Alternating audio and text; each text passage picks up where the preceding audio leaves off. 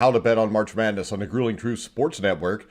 The Grueling Truth Sports Network is brought to you by betting.net. Make sure you stop over to betting.net. Great site for finding the online casino or sportsbook that's right for you. Make sure you check them out.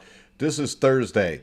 This is headed into the greatest weekend in sports every year, which is the first and second round of the NCAA men's basketball tournament. If you watched last night, Rutgers and Notre Dame, great game in double overtime. Notre Dame got the win. So this is the time of the year that most sports fans, especially basketball lovers, can't wait for. So let's go ahead. Let's get started. Our March Madness betting special. How to bet on March Madness. Guys, let's get started. Now, the one thing that you need to realize is this. You do not have to bet on every game. Now, I know you get excited, but let's slow down and pace yourself. You don't have to bet every game. There are 67 games that started on Tuesday night. These numbers are as sharp as possible could be, and all the good numbers are long gone. There are a few, if any, edges at this point. Pick your spots, and you do not expect to win every bet you place. It's just not going to happen, guys. There's way too many upsets. So you got to sit through here. You got to look through. You got to pick out the games you like. So like today, I like Murray State, San Francisco. Actually, altogether, I bet 3 games today. And I bet them on Caesars Sportsbook, which you can find a link in the description and the video down below. And, 3 games a day is fine.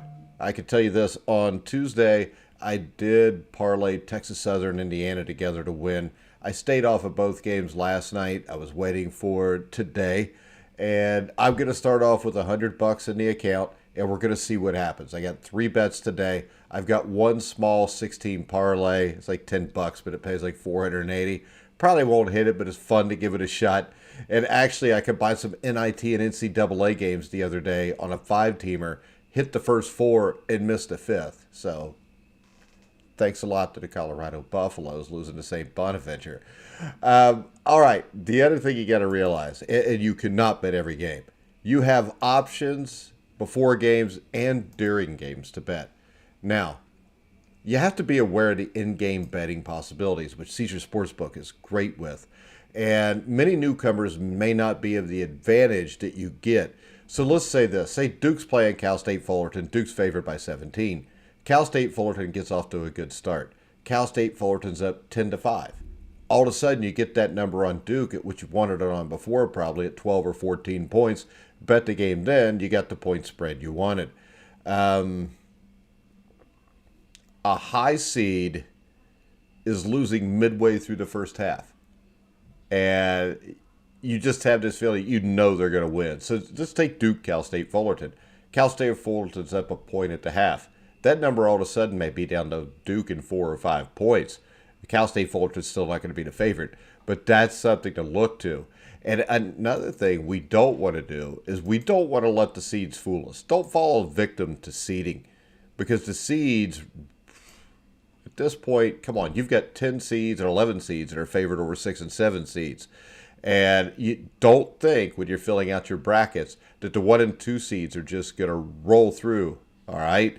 They may roll through the first and second round, but it's not as easy as it looks. Over the past 2 tournaments, the top 2 seeds are just 6 and 10 against the spread. That means if you bet $100 on every number 1 and number 2 seed to cover in the first weekend, you're down $500 in that span. The point spread is huge here. So, first round struggles haven't been limited to 1 and 2 seeds recently either, because 4 seeds have also struggled. 4 seeds have gone 3 and 9 against the spread, and just 7 and 5 straight up over the last couple of years. And it makes sense when you think about it, 4 seeds are teams likely in the mid to bottom of the top 25, and they're facing a conference champion from a good mid-major. Facing a conference champion means you got a team coming in hot, and all the pressure is on the 4 seed against the 13 seed.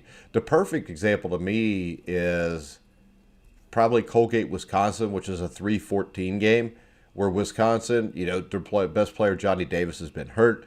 Colgate's a really good team. I'm not saying Colgate's going to win, but that 7.5 points Colgate is getting looks really good. And, you get all kind of losses all the time with, 6-11, 5-12, 4-13 games. It seems like you get at least one in every one of those every year, if not more.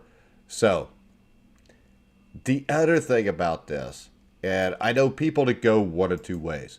Either they bet all the underdogs and hope to hit, or they pick and choose which underdogs they pick. So, remember this. Blue bloods come at inflated prices. All right, Indiana St. Mary's. St. Mary's should probably be favored 4 to 5 points. But Indiana, it's a blue blood, even though they haven't been great the last 20 years. And that point spread's at 2.5, when it probably should be a couple points higher. And so what I'm trying to tell you here is this. Premium teams, or premium name teams, like Indiana, Duke, Kentucky, often mean one is paying a tax or an inflated price. Betting on a team the public knows. So be careful about landing on one of them.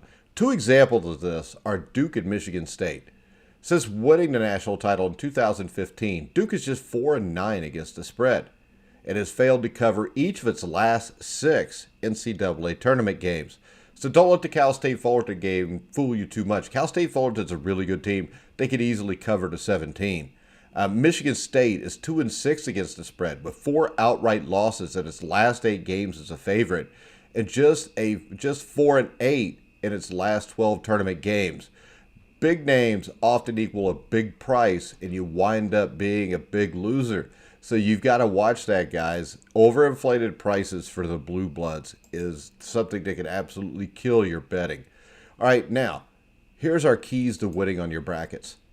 All right, these are some just little things I picked up from doing this for 50 years. And I wouldn't be doing my job without giving you a couple bracket tips. And I think these will be plentiful. And if you want to win your bracket pool, avoid picking more than 2 number 1 seeds in the Final Four. I know you think it's hard for these teams to lose, but it happens annually. And only once, 2008, of all 4 number 1 seeds reached the Final Four. And I can tell you this, with the 4 number 1 seeds this year, it's not going to happen this year. So you got to be careful. You got to pick and choose. Who's got the easiest road? Remember, top seeded Illinois last year, I mean, they got beat by Loyola Chicago, quickly. They were the second most popular pick to win it all last year. And in the second round, Loyola Chicago jumps up and beats them. Now,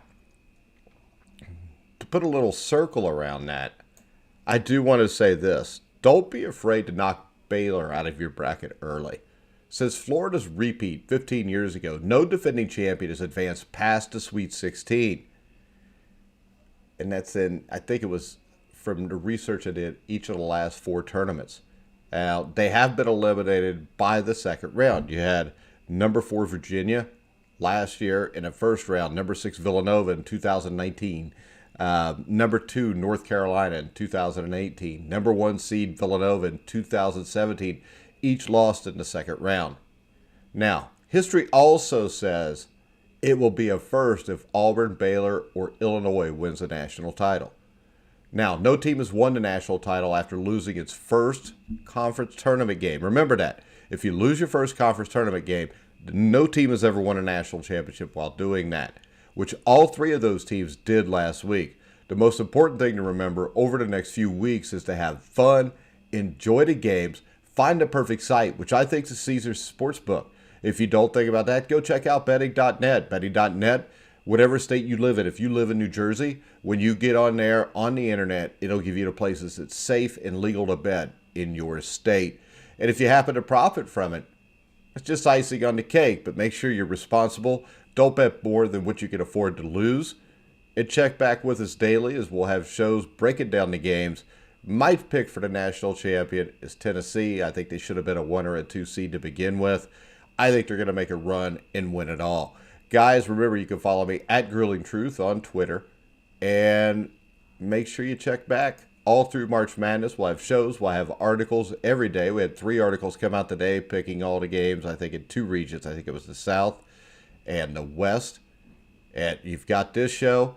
Me and Steve Risley will be back tonight after Indiana versus St. Mary's for the Indiana Basketball Weekly Show. So make sure you check us out there. But I'm going to get off here. Good luck with your brackets, guys. This has been Mike Goodpaster for the Grilling Truth Sports Network, where the legends speak.